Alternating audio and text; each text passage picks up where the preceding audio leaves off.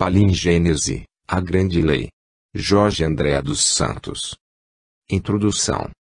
Toda ideia, antes de pertencer à ciência pelas provas analíticas que ela exige, foi fruto da inspiração numa primeira etapa, da lógica e do raciocínio em uma segunda.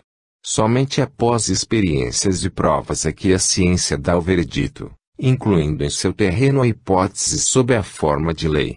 Consideremos, também, que a ciência moderna já aceita fenômenos aparentemente subjetivos, percebidos unicamente pelos seus efeitos, embora não podendo passar pela comprovação sensorial ou analítica.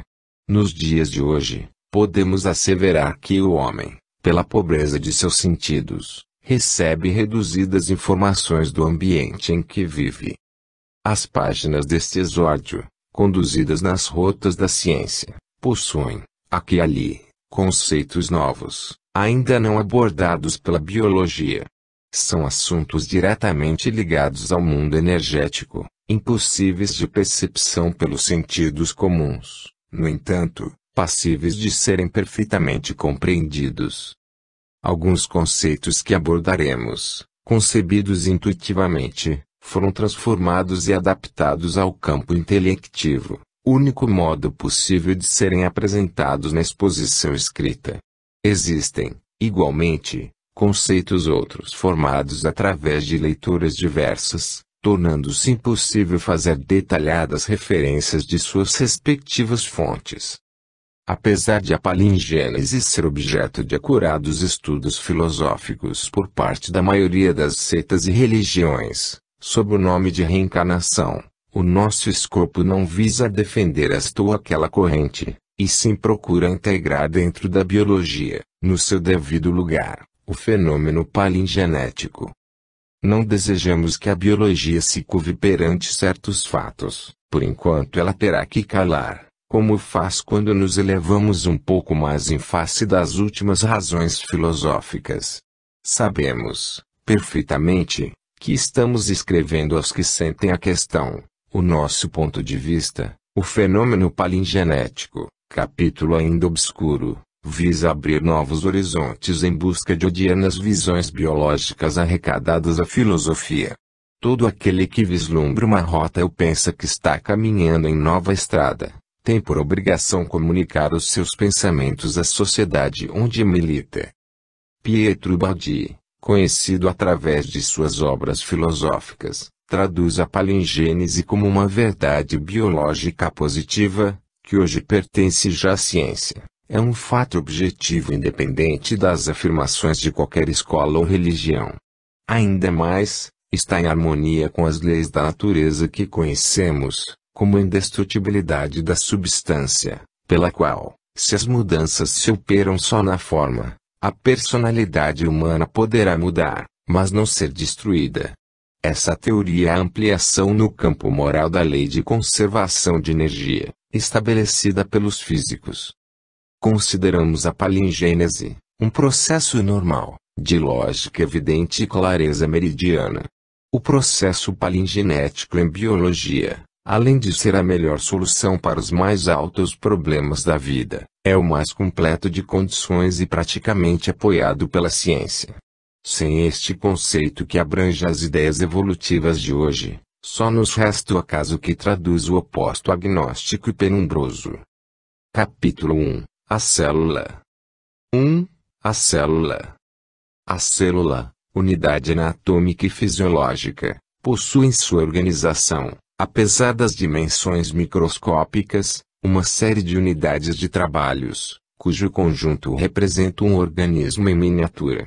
Esse organismo sofre o grande respiro da vida, traduzido pelo anabolismo e catabolismo. Apresenta em sua constituição uma membrana que a protege do meio exterior, um corpo denominado de citoplasma e um núcleo que ocupa geralmente o centro da célula. Tomam as mais variadas formas possíveis, de acordo com a função que exercem. Alguns grupos celulares definem-se perfeitamente pela forma, outros, por serem geralmente elementos independentes, não vivendo em colônias nem fazendo parte de tecidos e órgãos, são variáveis a ponto de não poderem ser enquadrados numa classificação. A forma poliédrica, a mais comum, é o resultado das pressões exercidas pelos elementos que as cercam. O mesmo se dá com a forma pavimentosa das células epidérmicas. O achatamento da célula endotelial teria explicação nos choques exercidos pela corrente sanguínea nos vasos. As formas especializadas das células nervosas estariam ligadas, naturalmente, às suas condições funcionais, para nós ainda desconhecidas em seu mecanismo íntimo. A membrana. A membrana é uma condensação citoplasmática, mais ou menos acentuada, conforme o papel desempenhado na célula. Variam desde ligeiros traços, quase imprecisos, conhecidos por membranas plasmáticas, até os graus máximos de condensação, mais evidentes nas células vegetais. Na sua estrutura, o bloco lipídico está representado por lecitina, cefalina e colesterol, e o bloco proteico, principalmente pela estromatina. Esses blocos se interpenetram, de modo ordenado, dando um aspecto particular conforme observação ao microscópio eletrônico. O papel da membrana, além de protetor, é permitir as trocas químicas necessárias à vida, onde os fenômenos de capilaridade, osmose e tensão superficial atingem os seus graus mais perfeitos. B. Citoplasma. O citoplasma, limitado pela membrana, é a zona onde se desenvolvem ativamente os fenômenos vitais celulares, reprodução, nutrição e irritabilidade. É menos condensado no centro, endoplasma, do que na periferia, exoplasma. O citoplasma apresenta-se com dois aspectos. A. Um aspecto amorfo, de consistência gelatinosa, sendo um hidrogel sob o ponto de vista físico e eloplasma. B. Um aspecto estruturado, constituindo orgânulos de trabalho ergastoplasma. A composição química do eloplasma reveste-se da mais alta complexidade, havendo, ainda, muitos pontos obscuros. A água é o mais abundante dos elementos, havendo células que chegam a alcançar 95%, células embrionárias. Nos ossos o percentual é de apenas 20%. Completando os componentes inorgânicos temos os sais minerais e os íons que entram nos processos osmóticos e no equilíbrio ácido-básico. Os fosfatos são os ânions de predominância. Os produtos orgânicos são representados pelas proteínas, lipídios, hidratos de carbono, ácidos nucleicos e outros. As proteínas resultam da união de aminoácidos em cadeia, fazendo parte da estrutura básica celular, onde as enzimas, como proteínas que são, têm papel de catalisador orgânico. Os lipídios, reunião de ácidos graxos com glicerol, são imprescindíveis em composição celular. Os hidratos de carbono, responsáveis mais diretos pelas energias das células, desde os monossacárides aos polissacárides, têm expressivos representantes, como a ribose, desoxirribose, glicogênio, etc. O protoplasma estruturado está representado por uma série de orgânulos especializados, assim distribuídos. A. Retículo endoplásmico, sistema de membranas internas coligando o citoplasma. Neste retículo, muitas vezes aparecem vacúolos em quantidade variável, sendo mais expressivos nas células secretoras. Como função, o retículo endoplásmico permite aumento da superfície intracelular facilitando as reações químicas, o transporte de partículas de um ponto a outro da célula, concorrendo na recepção ou eliminação celular, e a melhor possibilidade de armazenamento de substâncias. B. Complexo de Golgi, pequena zona diferenciada do retículo endoplásmico, variável em sua apresentação, sendo mais expressivo nas células secretoras e nervosas. Sua estrutura revela pequenos e grandes vacúolos, cisternas e membranas achatadas, estas as mais constantes. Deve ter função importante na orientação das secreções e por estar comprometido na origem do acrossomo, capuz do espermatozoide, Pensamos que este orgânulo represente uma espécie de controlador vibratório das energias que trafegam no campo citoplasmático. Centríolos apresentam-se de forma curiosa, 2 tubos centrais cercados de 9 pares de tubos. Cada par corresponde a 2 conjuntos cilíndricos de fibrilas. Pela disposição deste orgânulo, por se apresentar como centro cinético orientando os movimentos internos da célula, não seria através do centríolo local onde energias especiais, organizadores celulares, encontrassem os comandos ideais e finais de suas determinações celulares. A presença ou ausência das outras formações do centro celular estariam ligadas ao fato do alargamento ou diminuição das necessidades funcionais do centríolo, que é, em realidade, o orientador. Os filamentos asterianos ou astrosfera, sempre presentes nas fases ativas da célula, como no caso dos cilindros ou tubos do centríolo, parecem traduzir difusão energética, deixando de calcada no gel citoplasmático, principalmente após a morte da célula, as modificações coloidais ocorridas nos traços de passagem das energias que por aí transitam. A função do centro celular ainda é obscura, daí as diversas hipóteses existentes. Estamos com aqueles que admitem ao centro celular a responsabilidade dos movimentos internos e externos da célula. O centro celular deve ser considerado como centro de distribuição de forças variadas, quer sejam forças atrativas ou de orientação. Seria um verdadeiro centro cinético, onde o núcleo teria uma estação receptiva, mais precisamente no centríolo, de seus campos energéticos destinados ao citoplasma. Por intermédio deste posto receptivo, todos os movimentos e orientações citoplasmáticas estariam sob a égide do núcleo, contribuindo para a unidade fisiológica da célula. Mitocôndrios apresentam-se como 2 membranas, a externa lisa e a interna plena de invaginação, de distribuição homogênea, podendo deslocar-se dentro da célula, ciclose. As bactérias não possuem mitocôndrios, pois têm respiração anaeróbia. A sua função parece ser o provimento energético celular, participando pelas suas enzimas no ciclo de Krebs, a cadeia respiratória e fosforilação oxidativa. Ribossomos são partículas contendo proteínas e RNA ácido ribonucleico, habitualmente aderidas ao retículo endoplásmico. Nesses elementos se processam as sínteses proteínicas no citoplasma.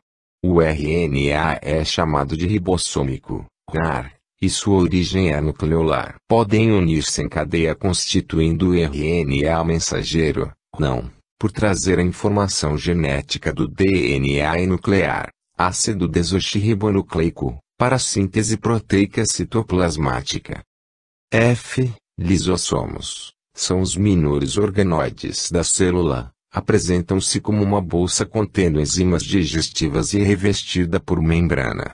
Se essa membrana se rompe, a célula morre por autodigestão. Isso acontece com um pequeno grupo de doenças ao agredirem a célula.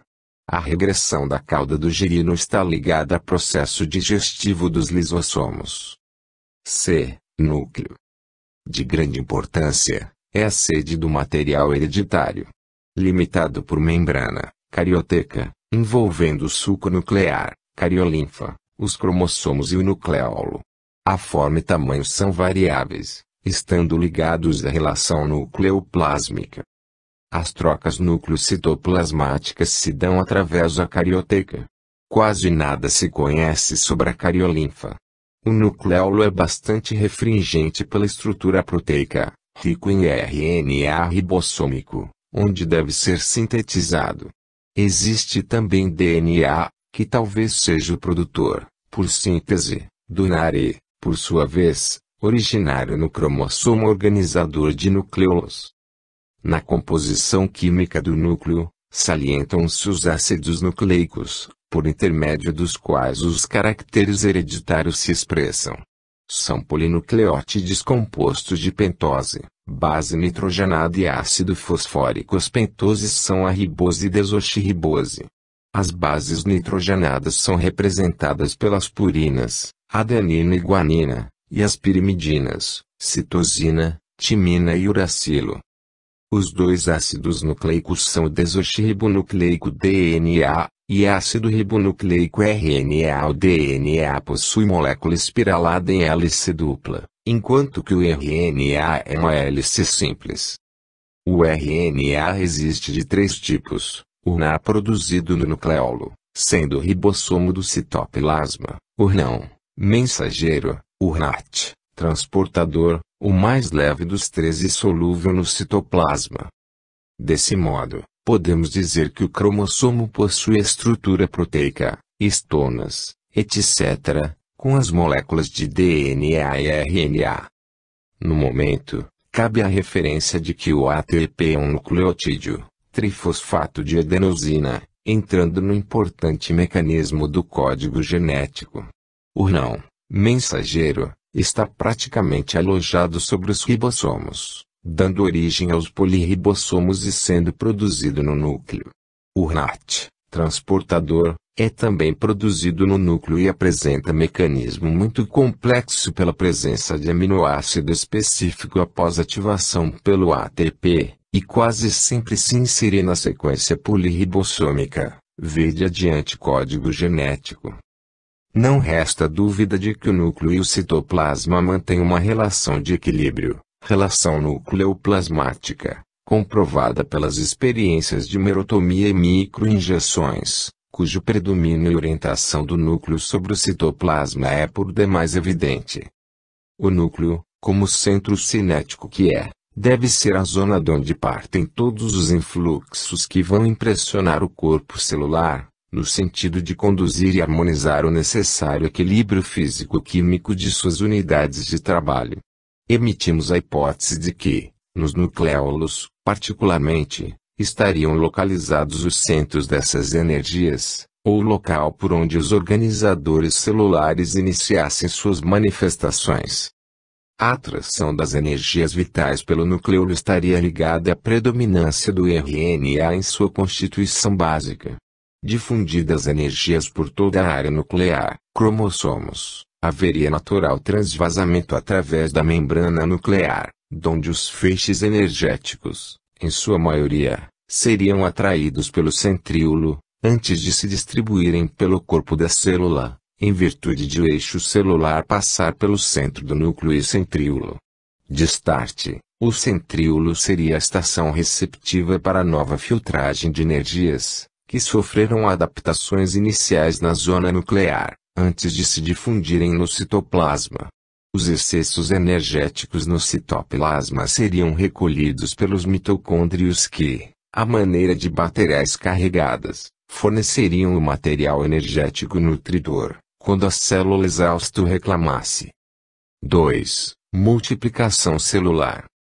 A unidade celular, amiudamente, sofre transformações acentuadas dependentes de trabalhos especializados quais sejam absorção, secreção, digestão, circulação, assimilação, respiração, desassimilação, excreção, irritação, locomoção e reprodução. Verdadeiramente, é durante o processo reprodutivo que as transformações internas da célula atingem alto grau diferenciativo, dando como resultado novos elementos, de metabolismo jovial, tendo desaparecido o jogo do quimismo da célula-mãe em favor de novas reações, em terrenos divididos e remodelados. Desse modo, podemos verificar que os diversos processos de divisão celular, cada um de PC, apresentam uma série de aspectos, formando verdadeiras figuras, que se sucedem ininterruptamente, dos quais, para facilidade de compreensão, a biologia delineou, esquematicamente, as fases processuais. As células se reproduzem geralmente assexuadamente, obedecendo a 5 tipos conhecidos. 1. Por divisão direta ou mitose. 2. Por divisão indireta ou cariocinese. 3. Por brotação ou gemação. 4. Por divisão endógena. 5. Por renovação celular. Ao nosso estudo interessa no momento o processo de divisão indireta, próprio das células somáticas, isto é, do todo, do organismo. Uma lei, precisa em seus detalhes, foi apreciada cuidadosamente pela biologia quando estudava o dinamismo celular. Verificaram os biologistas que as células se dividiam por instalação de um desequilíbrio no seu crescimento. Assim é que a superfície, zona da membrana, cresce em relação ao quadrado, e o volume, massa celular, em relação ao cubo. Havendo desigualdade de crescimento, num dado momento a membrana torna-se insuficiente para suportar as trocas metabólicas que a massa citoplasmática exige do meio em que se encontra. A divisão é o recurso de que a célula lança mão para aumento de sua superfície e, consequentemente, para o equilíbrio e manutenção da vida. É claro que existem outros ângulos a serem apreciados, fatores que influenciam o mecanismo da divisão, principalmente quando as células não são livres e se encontram fazendo parte de tecidos e órgãos. A divisão celular indireta caracteriza-se por intensas modificações no citoplasma e núcleo. As alterações se observam no duplo sentido físico-químico, repercutindo profundamente na morfologia celular. Nesse dinamismo, 3 períodos são observados. 1. A fase que antecede a síntese do DNA. 2. A fase da síntese do DNA. 3. A fase que se segue à síntese do DNA e anuncia a mitose. O processo mitótico obedece às conhecidas fases da prófase, metáfase, anáfase e telófase, onde o material cromossômico será dividido de modo equitativo, ficando as células filhas com o mesmo teor quantitativo da célula-mãe. Entretanto, na meiose ou mitose de maturação, próprio das células sexuais, o material cromossômico, nas células filhas resultantes, ficará reduzido à metade. Isto porque, quando o espermatozoide e óvulo se juntarem pelo processo de conjugação, vão restabelecer o número de cromossomos da espécie a que pertencem. No processo mitótico, a prófase inicia a divisão com expressiva condensação dos cromossomos, já duplicados praticamente na interfase, a fim de facilitar o mecanismo separativo das cromátides irmãs. Ao lado disso, os nucleólos desintegram-se transformando-se em ribossomos. Nesta posição, no citoplasma ocorre a duplicação do centríolo, com respectiva migração para os polos da célula, de onde as fibras do fuso partem em busca de pontos especiais nos cromossomos, fibras cromossômicas. Ainda nesta fase, a carioteca se desorganiza e o material nuclear distribui-se pelo citoplasma. Na fase seguinte, metáfase, os cromossomos ocupam o equador da célula e as fibras do fuso estarão ligadas aos centrômeros dos cromossomos. Na anáfase, as fibras cromossômicas do fuso puxam os cromossomos, que se separam ao nível dos centrômeros, para os polos da célula divisionária. Na telófase, os fenômenos são opostos aos da prófase. Os cromossomos descondensam-se, os núcleos reaparecem e a carioteca se organiza. A célula, à medida que a divisão avança, vai apresentando um adelgaçamento no equador, citocinese, até divisão completa, ficando as células filhas resultantes com o mesmo número de cromossomos da célula-mãe. Outros orgânulos, tais como mitocôndrias, aparelho de Golgi, ribossomos, plastos, são distribuídos, equitativamente, pelas células filhas. Fases. A. Núcleo em repouso. B. Profase, espirema e início da secção transversal e clivagem dos cromossomos. C. Metáfase, placa equatorial cromática, corpúsculos polares com seu fuso. D. Anáfase, dupla coroa polar, diáster. I. Telófase, dispirema, separação das células filhas. Os limites dados às fases acima descritas, correspondem, em parte, a pequeno artifício, porquanto elas quase se entrecruzam, variando ao máximo, apresentando, Muitas vezes, desenvolvimento incompleto de muitas dessas figuras quando não, ausência. Compreende-se, perfeitamente, que o encadeamento esquemático foi com finalidade de englobar as nuances dos fenômenos cariocenéticos, pois uma descrição detalhada, em espécies celulares, fugiria ao roteiro deste trabalho.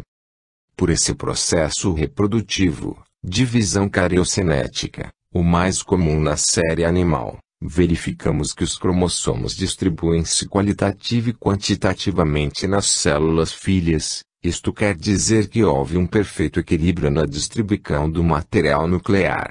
É com acento circunflexo de se pensar que fenômenos bioquímicos tão precisos estejam sob orientação de organizadores especiais na célula. Organizadores que se não devem confundir com as reações bioquímicas citoplasmáticas, mas considerá-los como os orientadores dessas reações. 3. Cromossomos e genes. Os cromossomos apresentam-se de formas variadas, bem especificados, estando presentes em todas as células animais e vegetais definindo, pelos seus números, as respectivas espécies. Nas diversas fases da vida celular, incluindo o período reprodutivo, os cromossomos estão sempre presentes embora possam configurar-se de modo variável. O números, na espécie humana, é de 46. Existem células com 2 cromossomos, como também com algumas centenas deles. Estão sendo cada vez mais bem estudados e plotados em mapas com auxílio de computadores, cuja finalidade principal é a de atingir os detalhes íntimos do processamento hereditário. O tamanho de um cromossomo varia de 4 a 60 micra de comprimento, seu diâmetro, de 0,5 micron, mostrando, quase sempre um estreitamento limitando 2 braços habitualmente desiguais.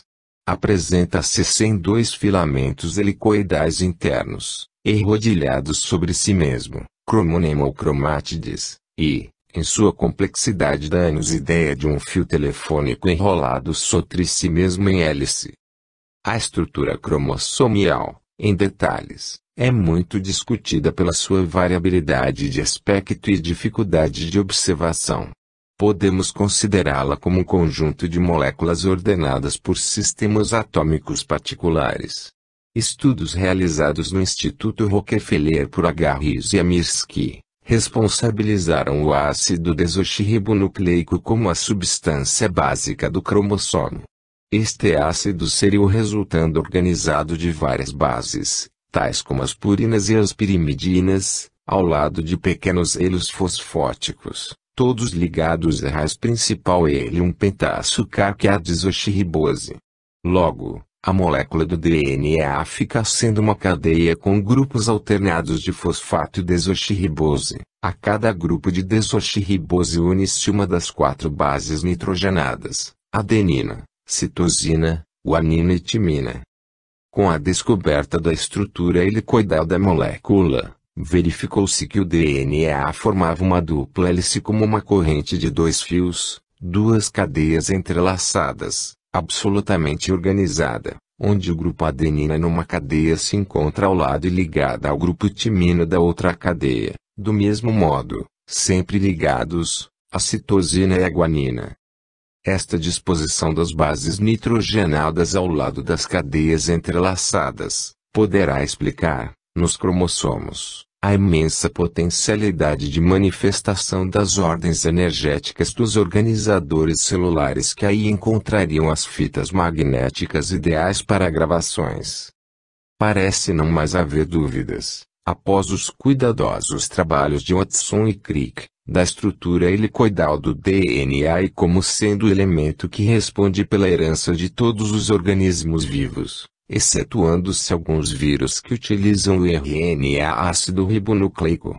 Algumas experiências baseadas na retirada de núcleos em certas espécies celulares, portanto, afastamento da substância DNA dos cromossomos. A hereditariedade foi observada mesmo assim, indicando que houve mobilização de outra substância, o RNA, possivelmente os ribossomos do citoplasma. O que é importante salientar, É que a experiência fala em favor de um substrato energético, dirigindo a fenomenologia em questão e que, não encontrando a substância ideal DNA, do núcleo, lançou mão de elementos semelhantes no citoplasma celular, a fim de continuar o impulso da vida. Qualquer que seja a constituição do cromossomo, será de uma complexidade imensa, porquanto, é neste tapete químico, evidenciável pelas técnicas citológicas, que os genes tomam posição e cuja estrutura ainda desconhecida deve divergir, em parte, do elemento que o abriga. Não conhecemos, até o momento, a forma real dos genes por serem visíveis aos melhores instrumentos ópticos de aumento. Temos, de nossa parte, a impressão que os genes devem ser elemento mais sutis do que a matéria comum.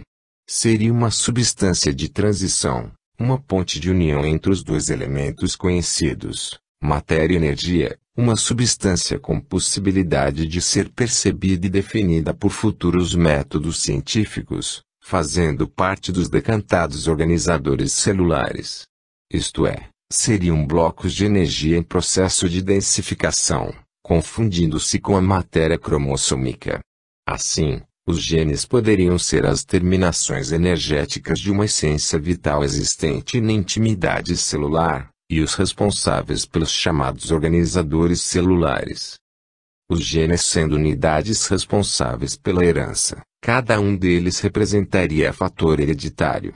Existem sempre dois genes, no mínimo, para cada fator de herança, masculino e feminino. Genes esses semelhantes e na mesma posição cromossomial, porém não idênticos em potenciação, apesar de se destinarem aos mesmos fatores hereditários.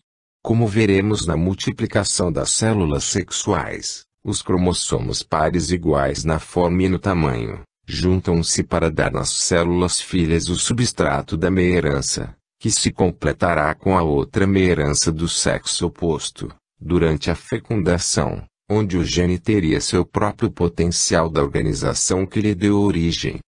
Os genes hereditários dos cromossomos, na mosca de frutas, foram calculados em cerca de 2.000, dos quais 400 foram bem estudados por Morgan, que chegou a desenhar um mapa determinando o local desses genes e qual a potenciação de cada um, em face do semelhante no cromossomo oposto, par. Nos cromossomos da espécie humana, em número de 46, devem existir 10.000 milhões de genes com infinitas possibilidades de combinações e exteriorizações, para nós ainda de difícil investigação e consequente interpretação. Os genes cromossomiais, como acima referimos, ainda não foram evidenciados, contudo, não podemos deixar de admiti-los pelo comportamento que os seres vivos, animais e vegetais, mostram no período reprodutivo, quando são efetuados os respectivos cruzamentos. Alguém disse com muita propriedade, que os genes representam para nós, hoje, o que o átomo representava há muitos anos para a ciência. Não era evidenciado pela pesquisa científica, mas, sem ele a física e as ciências afins não podiam viver. Apague-se a hipótese dos genes e nada mais pode ser construído no terreno biológico. Deve existir na intimidade dos cromossomos, além de seu aspecto e constituição comuns, um substrato energético que possa explicar a especial conduta da dança dos genes nos mais complexos fenômenos biológicos. Nicola Pendi, referindo-se aos estudos e realizações no campo da genética, emite o seguinte parecer: a genética se acha constituída pelos estudos experimentais no edifício atômico, com suas hipotéticas radiações vitais que emitem, e, sobretudo, com o que misterioso ou força vital organizadora que encerra, tendo por finalidade conservar e realizar, depois da concepção, os caracteres biopsicológicos da pessoa humana. Odiernamente, não conhecemos de modo integral o átomo, mas não temos dúvida da sua existência. As ciências físico-químicas sem o átomo teriam sucumbido. Atualmente, os genes são unidades de que temos que admitir a presença, embora não estejamos em condições de prová-lo, tanto quanto ao átomo. Qualquer que seja sua apresentação, como se conjugam seus elementos, somos obrigados pela lógica e bom senso a admiti-los no cadinho cromossomial, como uma substância capacitada a influenciar a organização molecular e atômica, onde penetram, encravam-se e identificam-se. O gene pode ser considerado a região por intermédio da qual o princípio energético vital atinge a matéria, influenciando no mecanismo da herança. Dessa forma, os genes representariam uma rede energética, verdadeiro esqueleto vibratório, sustentando e dirigindo a organização cromossômica. Seriam os organizadores celulares. Estariam os genes dispostos no tapete cromossômico como fontes de energia, não perceptíveis, até mesmo, com vista armada. Como uma expressiva galáxia, seus astros estariam dispersos no céu cromossômico e coordenados por impulsos de energias maiores. Estariam os genes, do modo pelo qual interpretamos, ligados a uma essência vital de energia ainda mais evoluída e que neles encontrassem os pontos necessários para suas informações e orientações. Com isso, o colar magnético de genes seria a tela por onde essas energias profundas do ser se manifestassem e canalizassem as suas diretrizes nas unidades celulares de um determinado organismo. 4. Código genético. O DNA ácido desoxirribonucleico, apesar de não ser perfeitamente conhecido, nos tem mostrado o potencial biológico de que está investido, orientando a formação de enzimas, proteínas estruturais e outros elementos celulares. É nesta substância DNA, ao lado de outras unidades do cromossomo, que os fatores hereditários influenciam diretamente as formas e destinos funcionais dos órgãos. Portanto, é pela molécula do DNA que as diferenciações e estruturações de um determinado organismo alcançam suas finalidades. Ao lado disso, já sabemos os tipos de ácido ribonucleico RNA ou não, mensageiro, o RNA, ribossômico, e o NAT, transportador ou de transferência. Essas variedades de RNA, conjugadas às enzimas, permitirá o desencadeamento de reações especialíssimas na formação da síntese proteica. A variabilidade das proteínas é tão grande que ultrapassa a casa dos 100.000. O RNA mensageiro, como o nome está a dizer, recebe as informações do DNA, em código especial, vindas da dupla hélice estruturada, principalmente, em bases azotadas. Esta disposição apropriada fornecerá mensagem específica, porém, a transcrição do código, neste não, só se dará em presença de uma enzima RNA polimerase, que, depois de aderida, percorre o filamento do DNA e registra as informações que uma determinada proteína exige para sua síntese. Assim, o código vai sendo impresso no não informação que, a pouco e pouco, abandonando a hélice DNA, lhe dará novamente a forma dupla que havia modificado quando de sua insinuação ou interferência no quadro molecular do núcleo.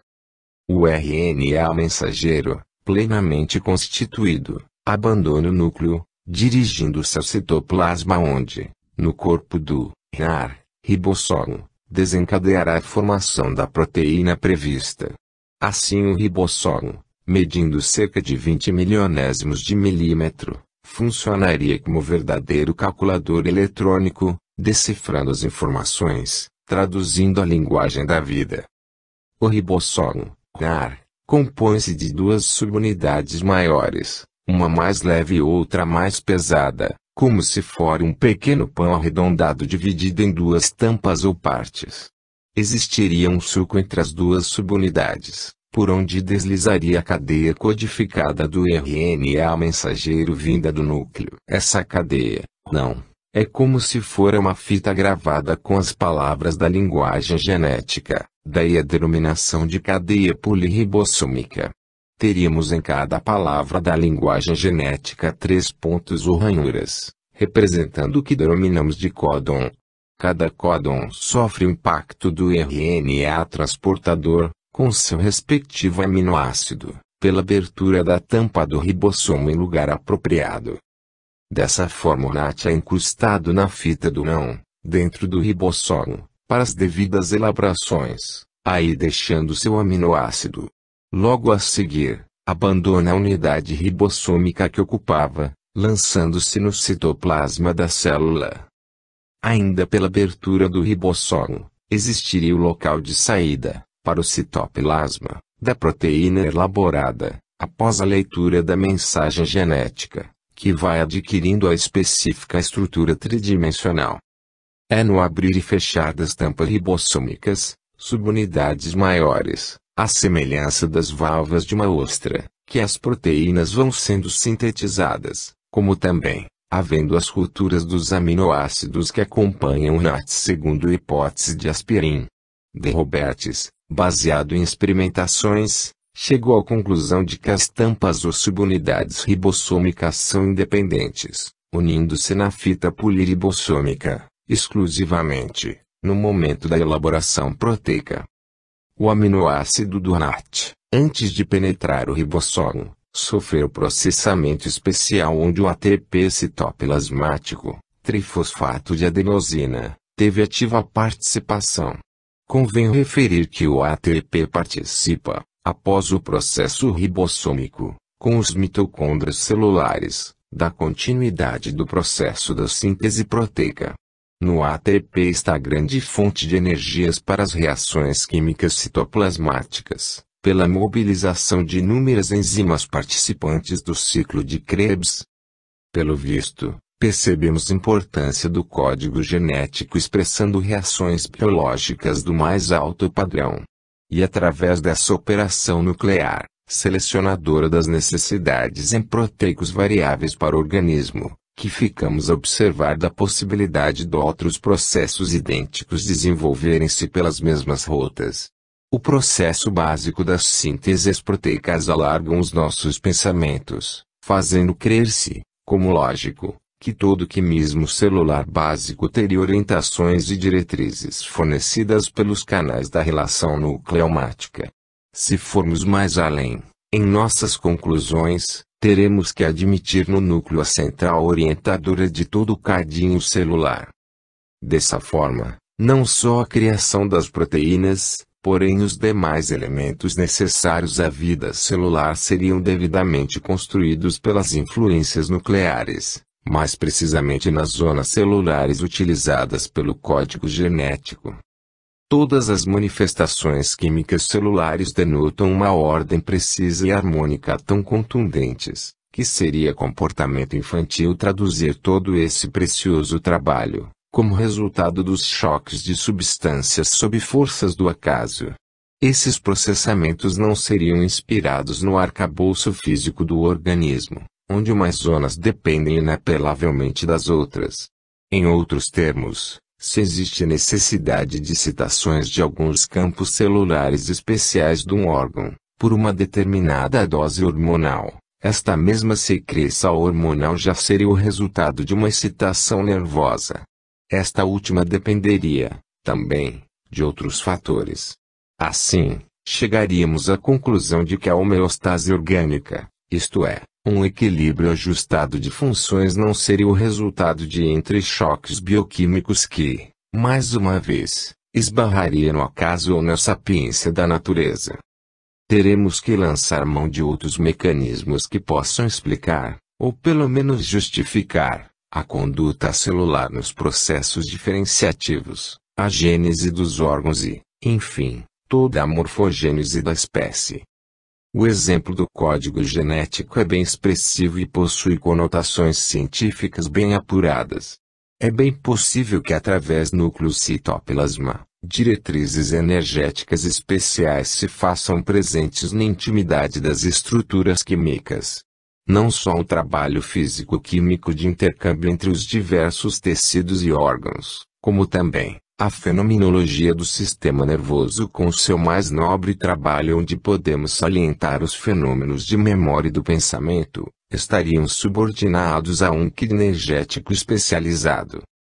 Por tudo isso, existiria uma zona responsável, onde os fenômenos com diretrizes bem equacionadas tornariam a origem. Zona que seria energética, em dimensão mais evoluída, influenciando a zona física através dos caminhos do código genético como setor de manifestações finais. Lembremos o nosso conceito a respeito dos genes. Estes já seriam elementos energéticos esbarrarem nas formações físicas dos cromossomos, que lhes dariam uma natural continuidade apesar da modificação dimensional. Como tal, os genes seriam constituídos de uma energia bem próxima da organização física, pela possibilidade de entrosamentos e conexões com a matéria, sua natural sequência. Isto daria uma espécie de soldadura ou contenção dos genes nos cromossomos, apesar de serem unidades supostamente energéticas. Por sua vez, os genes teriam ligações com outras energias mais evoluídas, que neles encontrariam na tela de manifestações. Com isso, esbarraríamos numa energética existente na intimidade de um organismo, energia evoluída, com potencialidades imensas, um elan vital, uma essência, uma verdadeira energia espiritual com funções extensas e altamente complexas, fornecendo melhores equações na avaliação do mecanismo evolutivo da vida.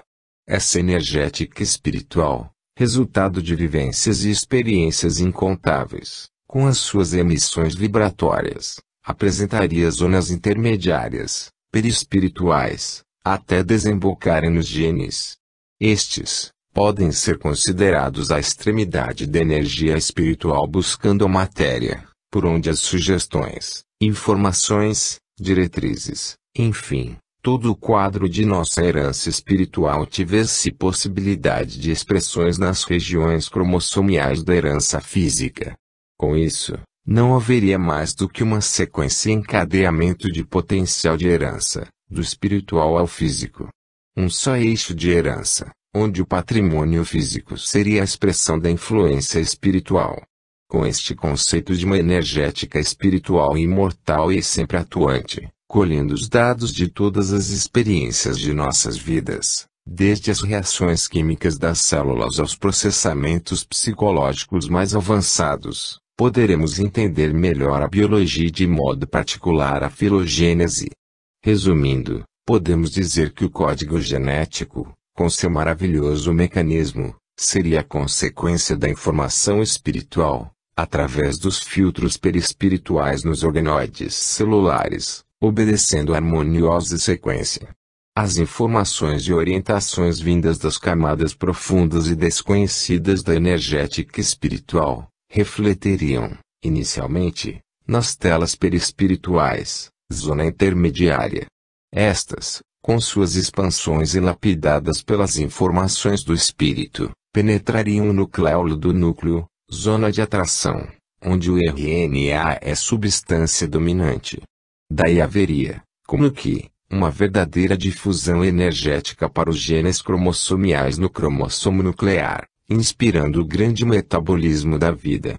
Após difusão nessas unidades de trabalho específico, a energética iria comandar a harmoniosa distribuição para o citoplasma, orientando os processos, já, em parte, conhecidos do código genético na formação da síntese das proteínas, e outros mecanismos químicos, sutis, ainda desconhecidos.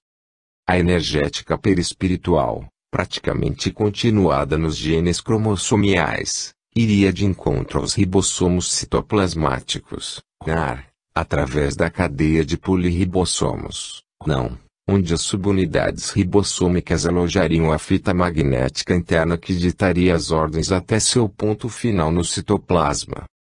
5. Dinâmica celular. As células receptoras e produtoras de energia que impropriamente denominamos de energia elétrica, as suas funções, expressões de sua própria vida, dependem do modo como se esboça a diferença de potencial energético entre núcleo e citoplasma. É preciso salientar que este potencial em jogo, na intimidade celular, terá que obedecer a um impulso energético central que, por sua vez, é coordenador geral de toda a arquitetura de um organismo.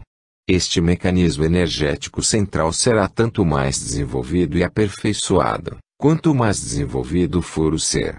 todas as nuances da organização física estariam sob sua custódia, o que vale dizer que essa energia não seria jamais consequência da matéria, mas um elemento destacado, em cujo seio a matéria estaria mergulhada para sofrer a necessária e harmoniosa orientação, através dos núcleos celulares.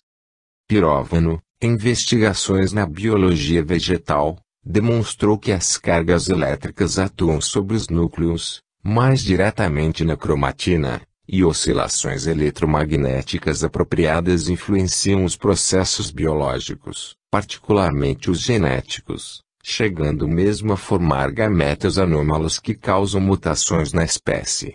É bem possível que essas cargas elétricas e oscilações eletromagnéticas desencadeiem, ou melhor acelerem, os normais e desconhecidos processos energéticos íntimos de que a evolução se vale para expressar-se, neste terreno.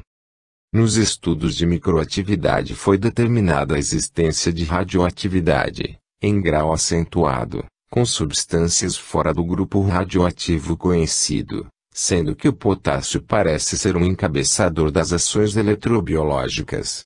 Se retirarmos o potássio no organismo, com lavagens especiais, estas ações específicas vão se reduzindo até desaparecimento. Por outro lado, se fizermos a recomposição com soluções potássicas radioativas, o restabelecimento logo se observa.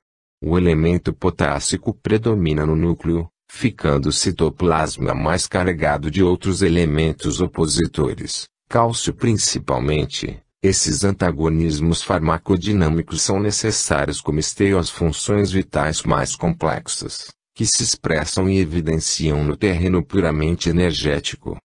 Desse modo, o núcleo com características eletronegativas e o citoplasma eletropositivo, constituem um campo ideal de corrida energética, como também o cadinho onde se desenrolam os processos oxirredutares e os intercâmbios eletrolíticos como meio. As células, com mecanismos ainda muito mais tênues e desconhecidos, emitem suas irradiações, cujo potencial é variadíssimo, dependendo, naturalmente, do setor orgânico a que pertencem, como também do organismo, individualidade, que as unifica.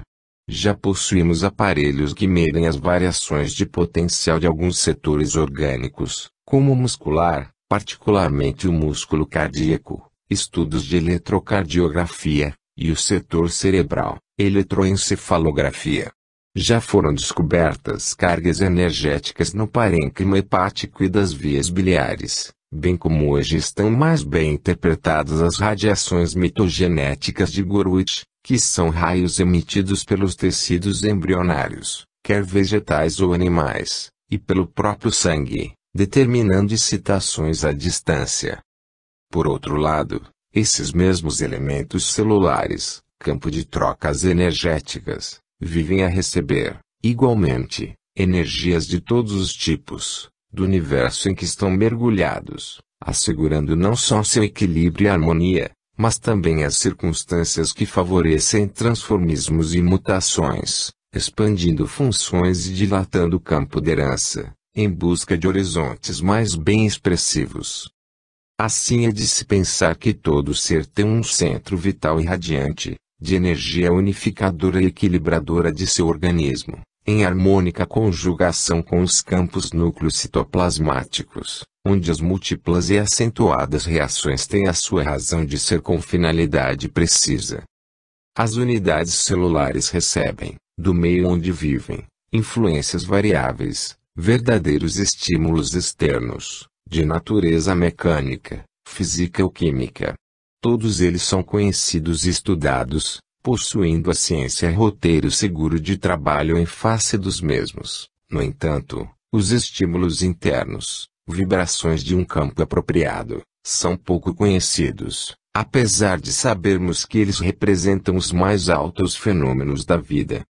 Na explicação dos fenômenos causados por estímulos internos, duas correntes biológicas se separaram em campos opostos, a dos mecanicistas e dos vitalistas. Os primeiros querem explicar que os estímulos internos de toda a natureza, isto é, a própria vida, está na dependência de simples modificações físico-químicas protoplasmáticas. Os segundos, os vitalistas, admitem a presença de um princípio vital ou força vital, como fator propulsor dos movimentos citoplasmáticos. Assim, o movimento citoplasmático seria a resultante de um princípio energético celular respondendo por finalidade determinada. A irritabilidade, manifestação mais simples da vida, embora despertada por influências externas, só poderá ser consequência da orientação de um princípio vital. Como podem explicar os mecanicistas por simples modificações físico-químicas os processos anabólicos e catabólicos à ordem absoluta e precisa de toda a química celular?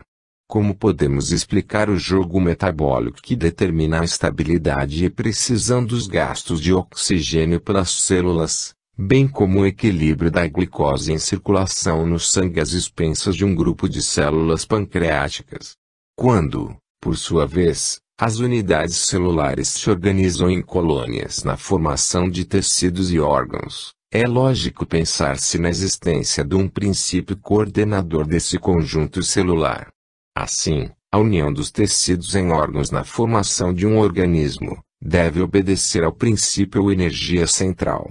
Quando este centro não existe, embora as células se achem unidas, nada constroem e vivem exclusivamente para si, de modo desordenado, obedecendo aos seus próprios impulsos, como só ia acontecer nas culturas celulares in vitro.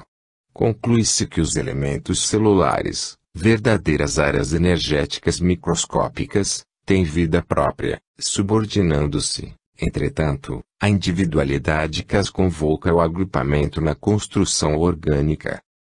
Nas comuns reações protoplasmáticas, a presença de compostos inorgânicos e orgânicos necessitam de catalisadores ou elementos oligárquicos para se estabelecerem em bases proporcionais de equilíbrio.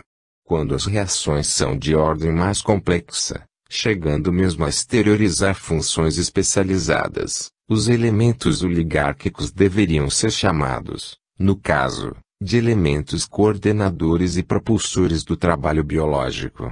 Desse modo, os elementos coordenadores seriam cada vez mais sutis e especificados, à medida que fossem comandando funções mais avançadas, até que, no indivíduo como um todo, o centro coordenador representaria a energia espiritual, a força vital de que é portador todo ser.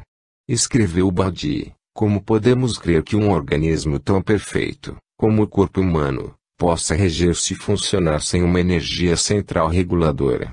Não basta dizer qual a química da respiração, da assimilação, da circulação, nem comprovar a perfeita conjunção de todas as engrenagens da maquinaria dessas três funções fundamentais. Nas profundezas do metabolismo celular há a presciência do instinto, que age por si, sem a intervenção da ciência, o que esta, por vezes, tem até dificuldade em perceber. Há não só um ritmo maravilhoso de equilíbrios, como uma resistência destes a qualquer desvio, há uma autodefesa orgânica, orientada por uma sabedoria imensa nas profundezas do inconsciente. O biologista e filósofo Hans Driesch, em trabalhos embriológicos experimentais, com o ovo de ouriços do mar, observou que, separando os dois primeiros blastômeros, havia desenvolvimento complexo de duas larvas, embora correspondessem cada uma metade do tamanho da larva normal. Progredindo nas experiências, fazendo separações celulares de etapas embriológicas posteriores, obteve igualmente larvas completas, cujos tamanhos correspondiam respectivamente a 1/4 e 1/8 das de tamanho normal. Daí a conclusão a que chegou, dizendo que as larvas se tornavam normais pela presença de um princípio organizador, pois as trocas físico-químicas e reações metabólicas, por si só, jamais podem explicar fenômenos vitais desse jeito. Assim, todas as células têm um poder construtor e, sua reunião em tecidos e órgãos, na formação de um organismo, não seria tão somente um mecanismo perfeito de peças bem encaixadas, mas sim o fruto de um princípio não material, um fator vital que subordina as partes ao conjunto. Como poderiam as células manter, sem um princípio coordenador, o equilíbrio dinâmico com inúmeras reações enzimáticas num jogo iônico ordenado, harmonioso e complexo? Como seriam explicadas as variações coloidais do corpo celular, de soja,